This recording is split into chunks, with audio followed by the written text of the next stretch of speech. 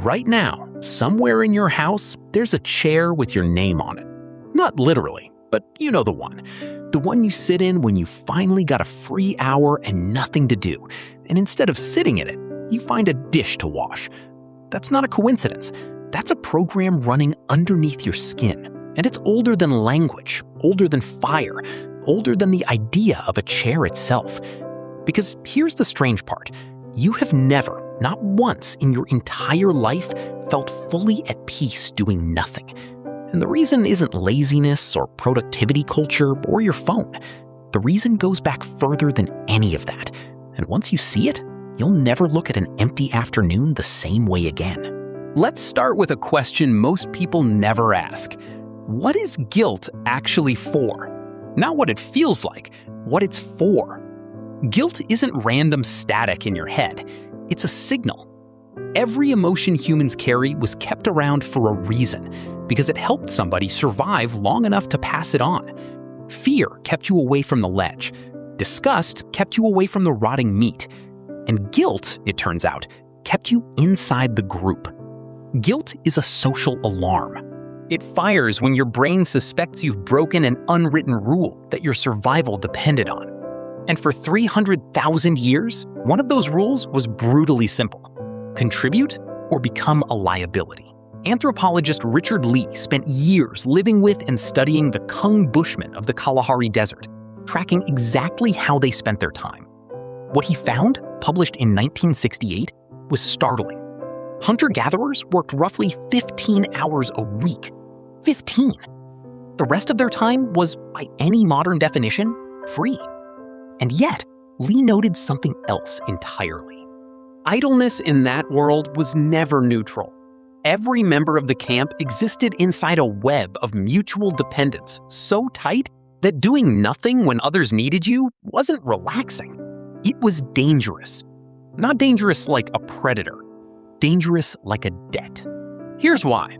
In a hunter-gatherer band of 25 to 30 people, there was no anonymity, no stranger to blend into. Everyone saw everyone, every single day, for their entire life. If a man stopped gathering firewood, someone froze. If a woman stopped digging for roots, children went hungry that night. Not eventually, that night. There was no savings account standing between your effort and someone else's survival, which means for almost the entirety of human history, the people around you were watching, tracking, silently tallying who pulled their weight and who didn't. And the ones who didn't stay in the group for long. This is where the guilt comes from. Not from some abstract moral code handed down from religion or school, from math. Brutal, tribal math, where your idle hour was somebody else's missing meal. Your body doesn't know that you live in a world with refrigerators and grocery stores and a paycheck that arrives whether you rest or not. Your nervous system is still doing the ancient accounting. Sit still for too long, and some old alarm starts quietly ringing. You are not contributing. You are becoming a liability. The group is watching. But it goes deeper than social pressure.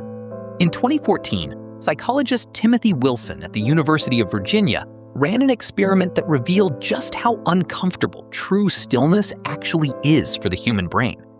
He put people alone in a room with nothing to do. No phone, no book, just their own thoughts for 15 minutes.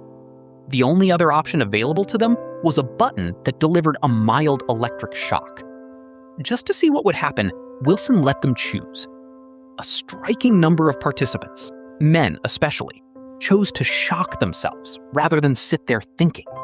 Not because they enjoyed pain, because unstructured stillness was, for many of them, worse than pain. The mind treated total idleness as something to escape, almost at any cost. Now, pause here, because this is the part that reframes everything. We tend to assume rest is the default state, the state we'd return to naturally if nothing forced us to work. But Wilson's data suggests the opposite. Doing nothing isn't neutral for the human brain. It's aversive. It's a state your nervous system actively avoids, the same way it avoids hunger or cold. Which means the guilt you feel reaching for your phone during a quiet moment isn't a personality flaw. It's an ancient, hardwired discomfort with stillness itself, dressed up in modern language. There's a second layer buried inside this, one that's even harder to see. Anthropologist David Graeber spent years studying what he called the deep link between identity and contribution in small-scale societies. In band-level cultures, a person's entire sense of self was built from their role. You weren't just a person who happened to gather food. You were the gatherer. Your name and your function were fused. Doing nothing wasn't just socially risky. It was a kind of quiet erasure. If you weren't contributing, for a moment, you weren't fully anyone at all. That fusion never left us. It just changed clothes. Ask a stranger who they are today and watch what comes out of their mouth first. Not their name, their job. I'm a teacher. I'm in finance. I run a small business. We still introduce ourselves by our function, the same way a hunter-gatherer once did. Because somewhere underneath the business card, the ancient logic still holds. You are what you contribute. Rest that logic for even an afternoon, and the mind starts to whisper that you're disappearing. So what happened to make this so much worse than it used to be? Because here's the strange part. Your hunter-gatherer ancestors worked 15 hours a week and rested without apparent guilt for the other 110. You work more hours than they did and still can't rest without flinching. Something changed the equation. And it wasn't evolution. It was measurement. For most of human history, there was no clock ticking behind your effort, no number quantifying exactly how much you'd done today versus yesterday. Effort simply happened, was absorbed by the group, and dissolved back into daily life. Then came agriculture. Then came ledgers. Then came factories with punch cards. Then came a phone in your pocket that counts your steps, your screen time, your unread emails, your unanswered messages, all stacking invisible tallies against you every hour you're not moving. Historian E.P. Thompson, writing about the shift from agrarian to industrial time in the 18th century, documented something chilling. Before clocks dominated daily life, time was task-oriented. You worked until the task was done, then you stopped, and stopping carried no shame. Once time became something to be spent and accounted for, minutely and precisely, idleness stopped being neutral. It became a form of waste.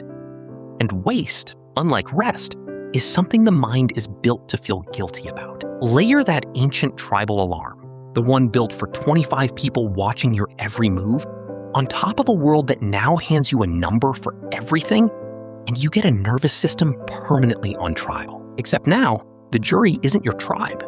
It's a notification badge. There's a final piece to this, and it might be the strangest one. Psychologist Christopher H.C. at the University of Chicago ran a study in 2010 that revealed something almost absurd about human nature. Given a completely pointless task with no reward and the option to simply do nothing instead, most people chose the pointless task. Busyness for its own sake, with zero benefit, was still preferred over idleness. H.C. called it a kind of instinct toward action for action's sake. His subjects weren't lazy people forcing themselves to work. They were people who found true stillness so uncomfortable that meaningless motion felt better than none at all. Think about what that means. You don't actually need a reason to feel guilty doing nothing. Doing nothing itself is the trigger.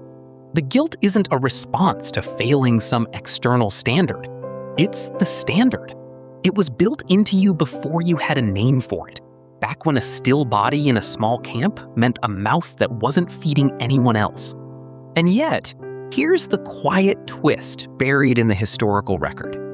Anthropologist Marshall Solins, looking at exactly this kind of data on hunter-gatherer life in the late 1960s, called early humans the original affluent society. Not because they had wealth, because they had time. And crucially, because they had a culture that made peace with using it. Rest in that world wasn't earned through exhaustion. It simply existed, built into the rhythm of the day, without anyone needing to justify it. Somewhere between then and now, we kept the guilt, but lost the permission. So the next time you catch yourself reaching for a task you don't need to do just to avoid sitting still, you're not broken. You're not weak-willed. You are running software installed by 25 people around a fire who needed to know every single day that you weren't about to become a burden. That software worked. For 300,000 years, it kept the group alive. It just was never built for a world with refrigerators, with savings accounts, with a job that doesn't disappear the moment you stop moving for an hour. You inherited the alarm. You just never inherited a version of the world where it's allowed to go quiet.